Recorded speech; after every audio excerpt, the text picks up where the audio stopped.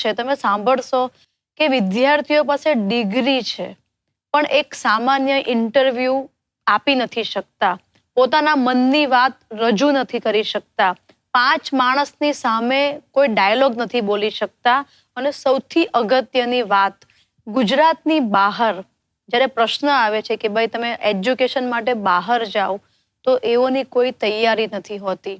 આ પરિસ્થિતિ પુસ્તકની અંદર માત્ર પુસ્તકીય જ્ઞાન છે અને બહારથી જ્ઞાન ક્યાંથી લેવું એની સમજ નથી અને આની વચ્ચે અટવાઈ રહી છે યુવા પેઢી.